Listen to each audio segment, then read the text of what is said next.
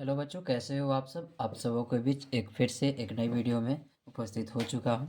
ठीक है, जो हम पिछले वीडियो में पर्सनालिटी 3.1 कर रहे थे, जिसमें 6 क्वेश्चन तक कवर कर दिया गया था।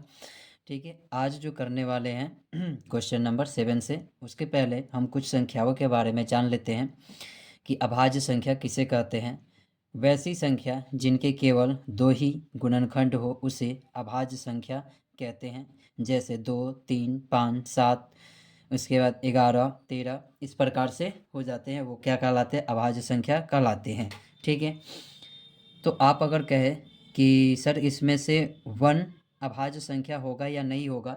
ठीक है, तो अब 1 जो होता है अभाज्य संख्या नहीं होता है। ठीक है, तो अभाज्य संख्या कौन होता है, तो यहाँ पे जिसके क्या हो, दो गुणनखंड हो। जैसे बात की जाए दो का कौन कौन गुणनखंड हो सकता है, तो 2 हो सकता है और 1 हो सकता है। ठीक है, उसी प्रकार से 3 की बात किया जाए तो 3 का एक 3 हो सकता है और एक 1 हो सकता है। ठीक है, लेकिन 1 की बात किया जाए तो 1 का गुणनखंड जब किया जाएगा तो ये क्या हो जाएगा, 1 × 1। ठीक है, तो आप लोगों में इन दोनों में कॉमन कुछ दिखाई दे रही होगी कि इन दोनों संख्याएं में देखिए तो दो भिन्न भिन्न संख्याओं का गुणनखंड निकल रहा है। ठीक है, जबकि यहाँ पे सेम संख्याओं का गुणनखंड निकल रहा है। ठीक है, सेम संख्याएं आ रही है गुणनखंड में। ठीक है, तो एक जो है वो क्या है, अभाज्य संख्या नहीं है। 2, 3 है जो क्या है, अभाज्य संख्या है।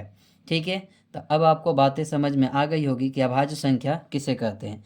अब बात की जाए भाज्य संख्या को संयुक्त संख्या भी कहा जाता है। ठीक है, तो इसकी परिभाषा क्या होती है, वैसी संख्या जिनके 2 से अधिक गुणनखंड हो उसे संयुक्त संख्या कहते हैं। ठीक है, जैसे 4 की बात किया जाए तो 4 के कितने गुणनखंड हो सकते हैं, एक 4 हो सकता है, एक 2 हो सकता है, एक 1 हो सकता है।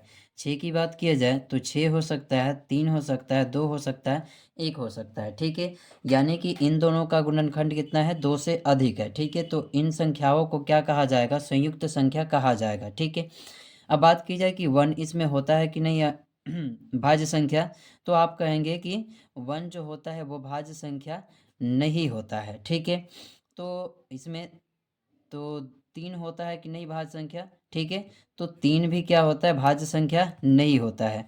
2 होता है कि नहीं होता है, तो 2 का गुणनखंड कीजिए तो 2 ही हो रहा है। ठीक है, जबकि 2 से अधिक होना चाहिए। 3 की बात किया जाए तो ये 2 ही हो रहा है। 2 से अधिक की बात किया गया इसमें, तो ये 3, 2 भी क्या होगा, भाज्य संख्या नहीं होगा। तो भाज्य संख्या कौन कौन होंगे, तो वो होंगे 4, 6, 8, 9, 10, 12। ठीक है, ये सभी संख्याएं क्या कहलाएगी, भाज्य संख्या कहलाएगी। ठीक है, अब चलते हैं बुक पे क्वेश्चन नंबर 7 की तरफ। क्वेश्चन नंबर 7 क्या कहता है, तो क्वेश्चन नंबर 7 कह रहा है कि सबसे छोटी भाज्य संख्या बताए। सबसे छोटी भाज्य संख्या बताए, अभी आप लोग को बताया तो यहाँ पे लिख देंगे सबसे छोटी भाज्य संख्या बराबर सबसे छोटी भाज्य संख्या नहीं, अब सॉरी, अभाज्य संख्या पूछा है। ठीक है, 7 नंबर में क्या पूछा है, सबसे छोटी अभाज्य संख्या पूछा है। ठीक है, तो सबसे छोटी अभाज्य संख्या बराबर क्या हो सकता है, तो सबसे छोटी अभाज्य संख्या यहाँ पे क्या है, तो यहाँ पे आपको क्या दिखाई दे रहा है, 2 दिखाई दे रहा है, और यही क्या हो जाएगा, आपका आंसर हो जाएगा। ठीक है, इसी प्रकार से चलते हैं क्वेश्चन नंबर 8 की तरफ। क्वेश्चन नंबर 8 क्या कह रहा है, सम अभाज्य संख्या बताइए। सम अभाज्य संख्या, ठीक है, सम अभाज्य संख्या पूछा है आपसे। ठीक है, तो सम अभाज्य संख्या बराबर हो जाएगा सम अभाज्य संख्या बराबर क्या हो जाएगा, इसमें से देखिए अभाज्य संख्या में सम कौन है, तो 2 सम है। ठीक है, तो 2 ही क्या हो जाएगा, आपका आंसर हो जाएगा। ठीक है, अब चलते हैं क्वेश्चन नंबर 9 की तरफ। क्वेश्चन नंबर 9 क्या कहता है, तो क्वेश्चन नंबर 9 कह रहा है कि तीन अभाज्य युग्म का उदाहरण दे। ठीक है, 3 अभाज्य युग्म का उदाहरण दे। 3 अभाज्य युग्म, तो लिख देंगे 3 अभाज्य युग्म। युग्म एक तो आप लिख सकते हैं 3, 5।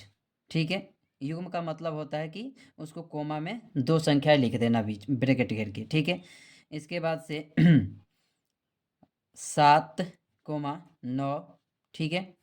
फिर उसके बाद से 11,13, ठीक है। और यही आपका क्या हो जाएगा, आंसर हो जाएगा। तो 3 अभाज्य युग्म हो गया, 3, 5, 7, 9 और 11, 13 आपका आंसर हो गया, ठीक है। अब चलते हैं क्वेश्चन नंबर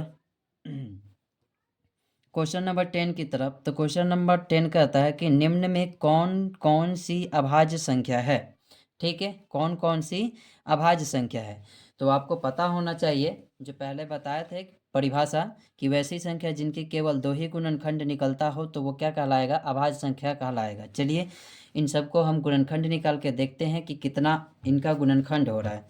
जैसे बात किया जाए यहाँ पे ए नंबर की 10 का ए नंबर की बात किया जाए, 10 के ए में दिया है 23 दिया है, ठीक है। तो 23 के कितने गुणनखंड हो सकते हैं, तो 23 की बात किया जाए तो एक तो खुद 23 हो सकता है और एक हो सकता है, ठीक है। एक हो सकता है। अभाज्य संख्या की एक और परिभाषा होती है जिससे आपको ये बनाने में आसान हो जाएगी। क्वेश्चन नंबर 10 कि वैसी संख्या जो स्वयं से विभाजित हो और एक से विभाजित हो और इसके अलावा किसी अन्य संख्या से विभाजित ना हो तो उसे अभाज्य संख्या कहते हैं, ठीक है। जैसे मान लीजिए ये 23 है, तो 23 क्या है, स्वयं से विभाजित होता है, 23 से विभाजित हो जाएगा और एक से भी विभाजित हो जाएगा, ठीक है। इसी प्रकार से इसकी बी नंबर की बात किया जाए तो ये 23 से विभाज्य हो गया और एक से विभाज्य हो गया, तो ये क्या है, अभाज्य संख्या है।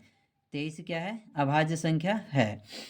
अब बात किया जाए इसमें बी नंबर में दिया है 28 दिया है, ठीक है। तो 28 की बात किया जाए तो 28 से भाग दिया जाए 28 में, तो एक तो 28 से कट जाएगा यानी कि एक बार में, ठीक है।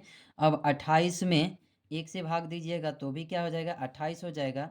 और 28 के बाद 28 में अगर 7 से भी 28 में 7 से भाग दिया जाए तो 4 बार में कट जाएगा और 28 में 4 से भाग दिया जाए तो 7 बार में कट जाएगा, ठीक है। यानी कि इसका मतलब यह हुआ कि 28 जो है वो क्या है, अभाज्य संख्या नहीं है, ये क्या है, भाज्य संख्या है। 28 क्या है, भाज्य संख्या है। इसके बाद से सी नंबर की बात किया जाए इसके 42 की, तो 42 भी देखने में यही लग रहा है कि ये भी ये कि क्या होगा, भाज्य संख्या होगा। जैसे 42 की बात किया जाए, हमने अभी एक परिभाषा बताया आपको कि वैसी संख्या जो स्वयं से अथवा एक से विभाजित हो और किसी अन्य संख्या से विभाजित ना हो तो उसे क्या कहते हैं, हम अभाज्य संख्या कहते हैं। लेकिन यहाँ पे बात किया जाए तो ये तो 42 में एक से भाग दीजिएगा तो भाग लग ही जाएगा, और खुद से इसमें भाग दीजिए तो खुद से भी इसमें लग ही जाएगा, और खुद के अलावा भी लग रहा है इसमें 21 दूना कितना, 42 हो गया। तो यानी कि ये 2 से क्या हो रहा है, अधिक इसका गुणनखंड हो गया, तो ये क्या हो गया, भाज्य संख्या हो गया। कौन सी संख्या हो गई, भाज्य संख्या हो गई। इसी प्रकार से इसके डी नंबर की बात किया जाए तो डी नंबर में दिया है 9, और 9 क्या होता है 9 भी एक भाज्य संख्या होता है। 9 भी क्या होता है, भाज्य संख्या होता है। डी के बाद ई नंबर की बात किया जाए तो ई नंबर में दिया है 31। 31 की बात किया जाए तो एक तो 31 स्वयं से भाग लगेगा और एक से भाग लग जाएगा, ठीक है। 31 गुना 1 यानी कि ये क्या है, अभाज्य संख्या है, ठीक है। यानी कि 10 नंबर की बात किया जाए तो अभाज्य संख्या कौन कौन से है, अभाज्य संख्या कौन कौन सी है, तो अभाज्य संख्या में बात किया जाए एक तो 23 है और दूसरा क्या है, 31 है, और यही आपका क्या होगा, आंसर हो जाएगा, ठीक है। अब चलते हैं क्वेश्चन नंबर 11 की तरफ। क्वेश्चन नंबर 11 की तरफ 11 क्वेश्चन क्या कहता है, तो कह रहा है कि सबसे छोटी संयुक्त संख्या बताए, सबसे छोटी संयुक्त संख्या बताए। यहाँ पे लिख लेते हैं, सबसे छोटी संयुक्त संख्या बराबर सबसे छोटी संयुक्त संख्या कौन होगी? तो हम भाज्य संख्या की परिभाषा बताए थे, संयुक्त संख्या की परिभाषा बताए थे कि वैसी संख्या जिनको 2 से अधिक गुणनखंड हो उसे क्या कहते हैं? संयुक्त संख्या कहते हैं। तो संयुक्त संख्या में सबसे छोटी कौन है? फर्स्ट नंबर पे कौन दिखाई दे रहा है? 4 दिखाई दे रहा है। तो यही हमारा क्या हो जाएगा? सबसे छोटी संयुक्त संख्या हो जाएगी। सबसे छोटी संयुक्त संख्या की बात किया जाए तो वो कौन हो जाएगा? 4 हो जाएगा, और यही आपका क्या हो जाएगा? आंसर हो जाएगा। ठीक है, अब चलते हैं क्वेश्चन नंबर 12 की तरफ। क्वेश्चन नंबर 12 क्या कहता है? 100 से कम 5 क्रमागत संयुक्त संख्याएं लिखिए जिनके बीच कोई अभाज्य संख्या न हो। अब ये आपसे कह रहा है कि लगातार 5 को आपको क्या करना है? 100 से कम संयुक्त संख्या लिखनी है जिनके बीच में, ठीक है, कोई भी अभाज्य संख्या नहीं आनी चाहिए। ठीक है, तो इसी में एक संख्या दिया गया है यहाँ पे, देखिए यहाँ पे जो क्या किया गया, घेरा गया है, उसको कहा गया है कि ये अभाज्य संख्या है, और जिसको घेरा नहीं गया है वो क्या है? भाज्य संख्या, यानी कि वो संयुक्त संख्या है। ठीक है, तो संयुक्त संख्या में लगातार लेना है 5 को, तो यहाँ पे हम नहीं लिख सकते, बीच में क्या आ गया? अभाज्य संख्या आ गया। यहाँ पे देखें तो इसमें भी आ गया, यहाँ पे 1 2 3, 3 चौथे के बाद आ गया अभाज्य संख्या, तो ये भी नहीं ले सकते। यहाँ से देखिए 12 13, यहाँ पे 13 पे भी क्या होगा? अभाज्य संख्या होगा, ये भी नहीं लेंगे। 1 2 3 चौथे पे क्या आ गया? अभाज्य संख्या हो गया, ये भी नहीं लेंगे। यहाँ पे 19 पे भी क्या हो गया? अभाज्य संख्या आ गया, ये भी नहीं लेंगे। 20 21 22 23 पे भी क्या आ गया? अभाज्य संख्या, यानी कि ये तीसरे नंबर पे ही आ गया। तो हमको 5 लेना है। ठीक है, हमको कितना लेना है? 5 लेना है, जबकि ये तीसरे पे आ गया।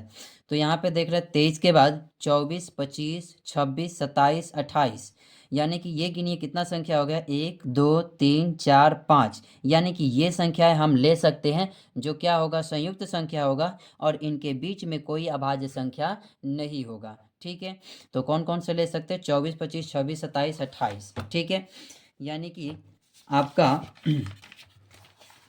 12 नंबर का क्वेश्चन, संयुक्त संख्याएं कौन कौन सी हो सकती है? तो वो हो सकती है, कौन कौन सी संख्याएं होगी यहाँ पे देख लेते हैं। तो ये 24 25 26 27 28 कौन कौन सी हो सकती है? तो 24 हो सकती है, 25 हो सकती है, 26 हो सकती है, 27 हो सकती है, 28 हो सकती है। ये 1 हो गया, 2 हो गया, 3 हो गया, 4 हो गया, 5 हो गया। ठीक है, और ये क्या है? 100 से कम संख्या है। ये क्या है? 100 से कम है, और इनके बीच में आपको कहीं भी अभाज्य संख्या नहीं दिखाई दे रहे हैं, और ये लगातार है। और ये क्या है? लगातार है, यानी कि क्रमागत है। क्रमागत का मतलब होता है कि लगातार संख्या को लिखना। ठीक है, अब चलते हैं क्वेश्चन नंबर 13 की तरफ। क्वेश्चन नंबर 13 क्या कह रहा है? तो क्वेश्चन नंबर 13 कह रहा है कि किसी संख्या के इकाई स्थान पर 5 है, यदि वह संख्या 150 और 200 के बीच हो तो वह संयुक्त होगी अथवा अभाज्य होगी। ठीक है, अब बात किया जाए किसी संख्या के स्थान पर, इकाई स्थान पर 5 हो, तो यहाँ पे इसके आगे बढ़ेंगे तो 155 लिखेंगे तो इकाई स्थान पे 5 आएगा। ठीक है, 55 के बाद यहाँ पे 65 बढ़ेंगे तो इकाई के स्थान पे 5 आएगा। ठीक है, तो इसी प्रकार से 200 तक जाएंगे और देखेंगे कि उसमें से संयुक्त संख्या है अथवा अभाज्य संख्या है। चलिए देखते हैं। यानी कि 100 ये कितना हो जाएगा? 55 हो जाएगा, और 101 65 हो जाएगा, 175 हो जाएगा, 185 हो जाएगा, और 195 हो जाएगा। ठीक है, यानी कि इसकी बात किया जाए संयुक्त संख्या होगी या अभाज्य संख्या होगी, तो संयुक्त संख्या चेक कर लेते हैं। अगर 155 का आप गुणनखंड निकालते हैं 155 का, ठीक है, तो 155 खुद ही है। ठीक है, उसके बाद बात किया जाए तो 155 के अलावा यहाँ पे लास्ट में कौन सा डिजिट दिखाई दे रहा है? 5 दिखाई दे रहा है। इसका मतलब ये 5 से भी क्या हो सकता है? डिवाइड हो सकता है, और इसके अलावा 1 से भी डिवाइड हो सकता है। तो यानी कि ये कौन सी संख्या हो गई? तो संयुक्त संख्या है। कौन सी संख्या है? संयुक्त संख्या है। संयुक्त संख्या है, यही आपका क्या हो जाएगा? आंसर हो जाएगा। ठीक है, अब बात करते हैं 14 नंबर क्वेश्चन की तरफ। 10 से बड़ी किसी संख्या के अभाज्य होने के लिए उसके इकाई स्थान पर कौन से अंक हो सकते हैं, इकाई स्थान पर कौन से अंक हो सकते हैं। 14 नंबर क्वेश्चन की बात किया जाए तो 14 नंबर क्वेश्चन में 10 से बड़ी आपको क्या हो सकती है अभाज्य संख्या, वह हो सकती है 11, 11 के बाद 13 हो सकता है, 13 के बाद 17 हो सकता है, और 17 के बाद कितना हो जाता है 19 हो सकता है। ठीक है, तो इसकी इकाई के स्थान पर कौन कौन सी संख्या हो गई, इकाई स्थान पर आने वाली संख्या बराबर कौन कौन हो जाएगा, 1 हो जाएगा, 3 हो जाएगा, 7 हो जाएगा और 9 हो जाएगा। तो 1 हो गया, 3 हो गया, 7 हो गया, 9 हो गया, और यही आपका क्या हो जाएगा, आंसर हो जाएगा। ठीक है, चलिए यहीं पे वीडियो को रोक देता हूँ क्योंकि लंबी वीडियो हो जाएगी। धन्यवाद।